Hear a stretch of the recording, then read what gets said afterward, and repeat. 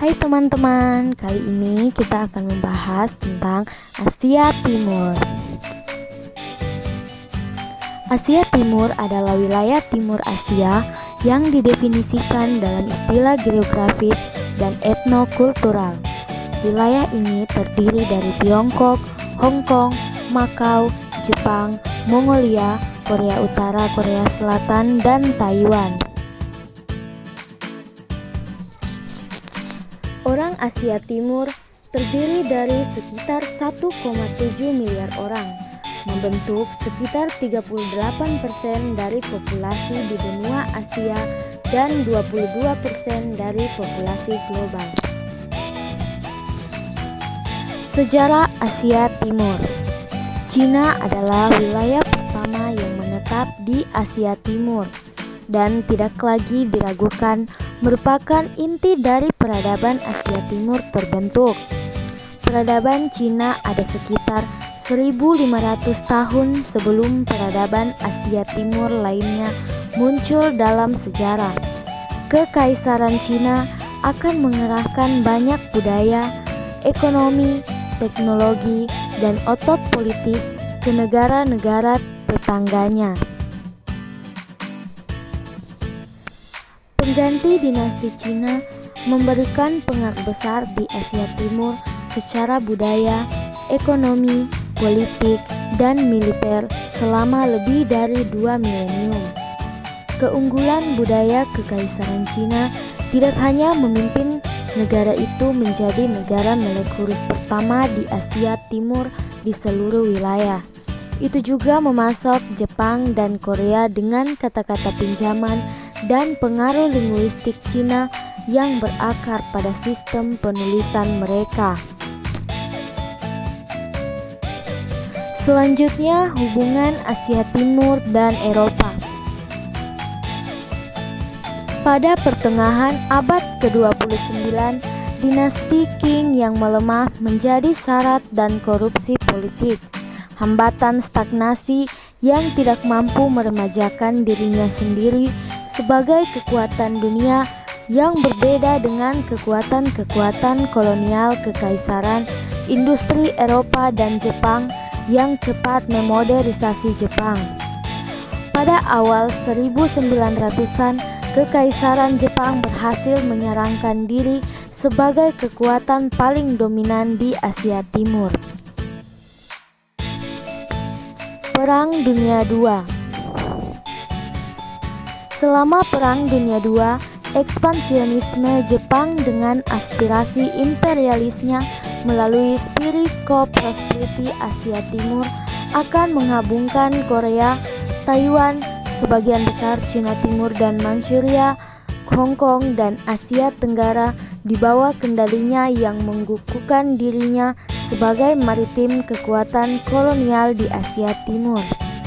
Setelah satu abad eksploitasi oleh penjajah Eropa dan Jepang, Asia Timur pasca kolonial melihat kekalahan dan pendudukan Jepang oleh pihak sekutu yang menang serta pembagian Cina dan Korea yang selama Perang Dingin.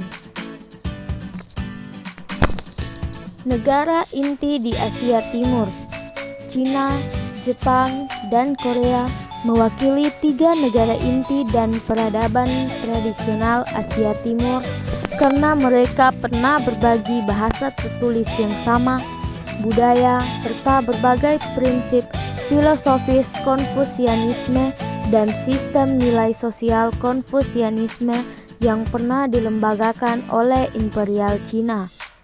Beberapa sarjana memasukkan Vietnam sebagai bagian dari Asia Timur karena telah dianggap sebagai bagian dari wilayah pengaruh Cina yang lebih besar.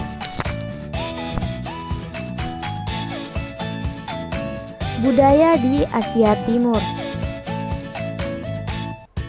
Pengetahuan dan kecerdikan yang luas dari peradaban Tiongkok dan klasik sastra dan budaya Tiongkok dipandang sebagai fondasi bagi kehidupan yang beradab di Asia Timur.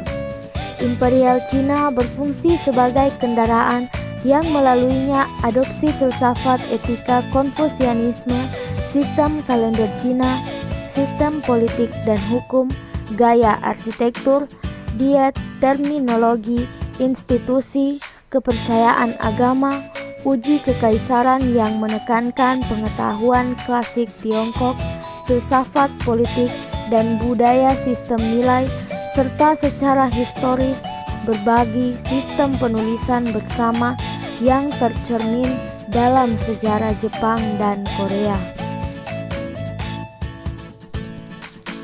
Sistem anak sungai Kekaisaran Cina adalah fondasi jaringan perdagangan dan hubungan luar negeri antara Cina dan anak-anak sungainya di Asia Timur yang membantu membentuk banyak urusan Asia Timur selama era kuno dan abad pertengahan. Konflik-konflik yang pernah terjadi di Asia Timur. Yang pertama, Korea Utara versus Korea Selatan. Disebabkan karena Korea Selatan bersikeras melakukan latihan militer di wilayah sengketa sekitar puluhan kilometer dari Pulau Yeonpyeong, dan Korea Utara tanpa peringatan meluncurkan roket ke arah Korea Selatan dan dibalas kembali oleh Korea Selatan. Cina versus Taiwan. Disebabkan karena terjadi perang saudara di Cina daratan antara Partai Nasionalis Kuomintang dan Partai Komunis. Perang yang berakhir di tahun 1949 ini dimenangkan oleh kubu komunis yang kemudian membuat Kuomintang tersusur dan lari ke Taiwan.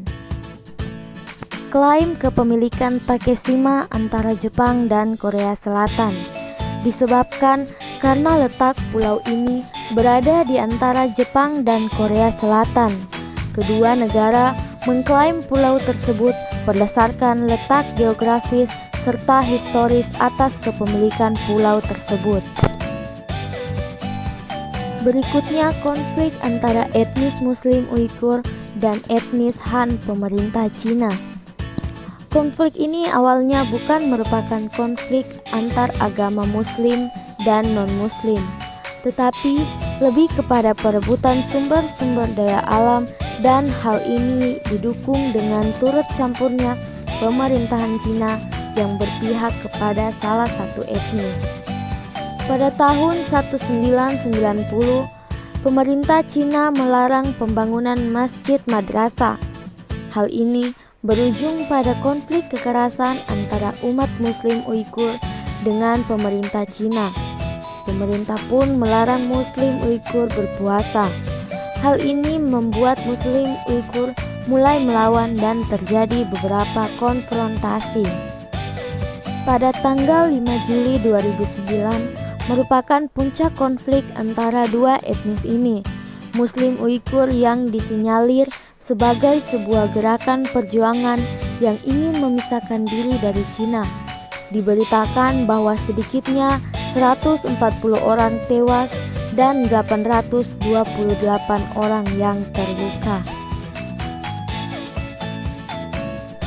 Selanjutnya, konflik Jepang-Cina.